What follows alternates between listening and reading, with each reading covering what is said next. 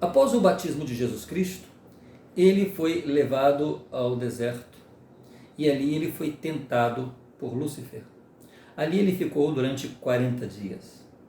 Após esse período, ele então começa o seu ministério.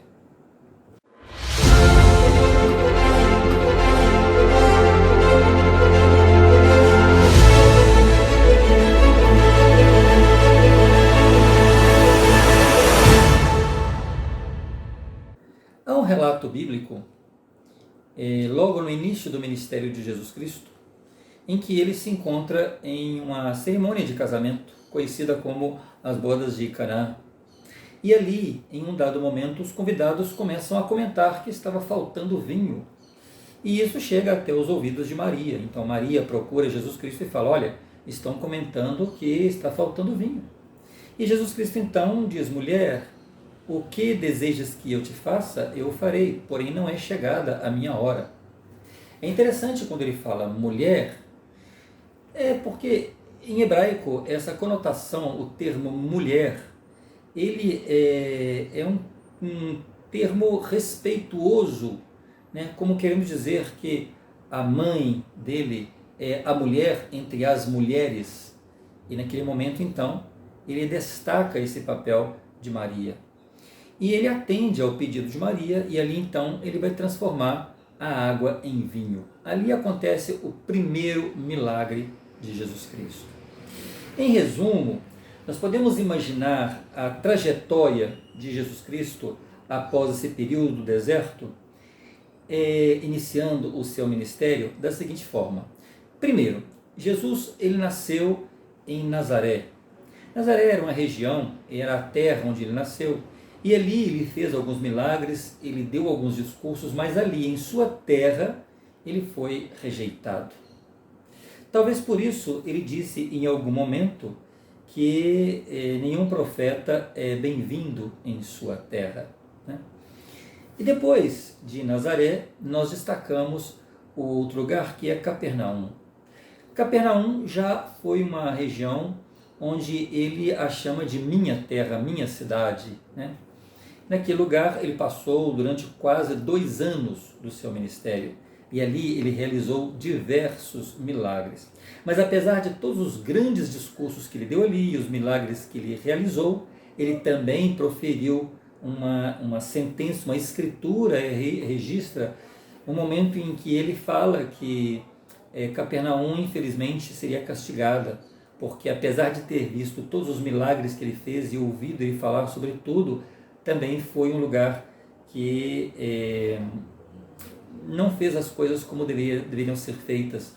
É uma região, um lugar onde também não guardou os mandamentos de Deus, seu Pai. Dali nós entramos em um outro local que tem muita importância na história de Jesus Cristo, que é a Galileia.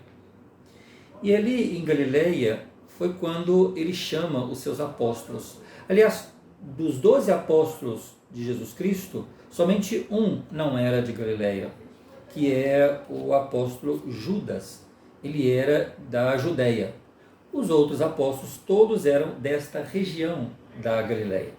Então nós temos também o Rio Jordão, que é grande destaque nesse ministério de Jesus Cristo. Bom, com essas coisas que Jesus Cristo fazia, com os milagres que acontecia, Jesus Cristo foi tomando fama, e aí mais pessoas seguiam Jesus Cristo à medida em que ele professava os ensinamentos de seu Pai, de nosso Pai Celestial.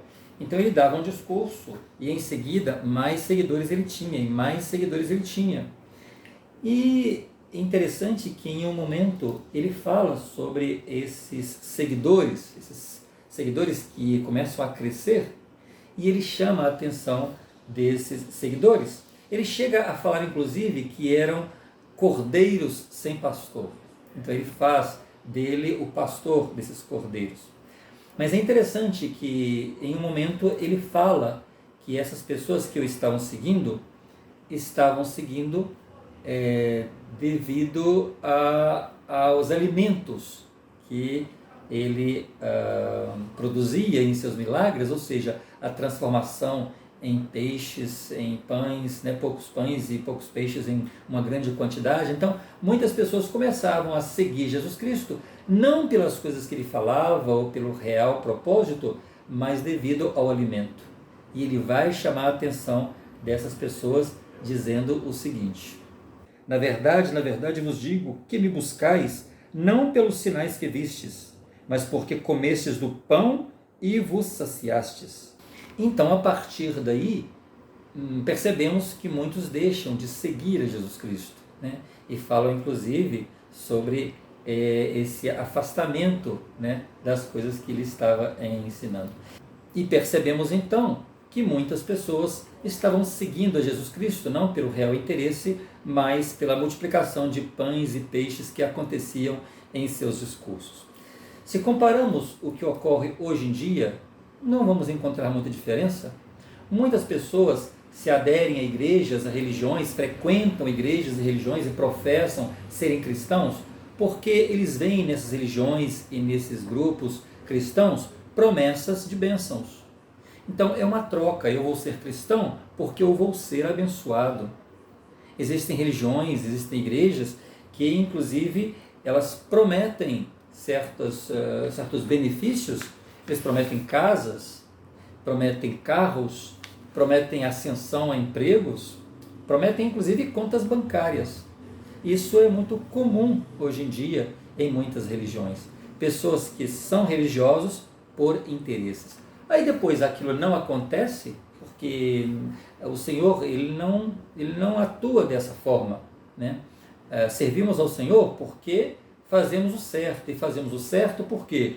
Porque é certo fazer o certo, e não fazemos o certo porque vamos receber alguma coisa em troca.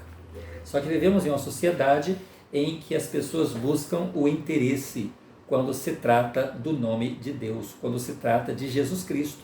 Então muitas pessoas fazem o contrário. E aí são pessoas que vivem com decepções porque as coisas não vêm a elas como elas gostariam que viesse. Jesus Cristo, então, ele chama os apóstolos e, a partir daí, eles seriam as suas testemunhas especiais nesse ministério. E quando já era dia, chamou a si os seus discípulos e escolheu 12 deles, a quem também nomeou apóstolos. Em seguida, então, ele os envia de dois em dois para uma missão de pregar o Evangelho, de ensinar o Evangelho, converter as pessoas e batizar as pessoas. Espero que você tenha gostado e, se gostou, compartilhe para que outros possam chegar a este mesmo conhecimento. Até o próximo vídeo.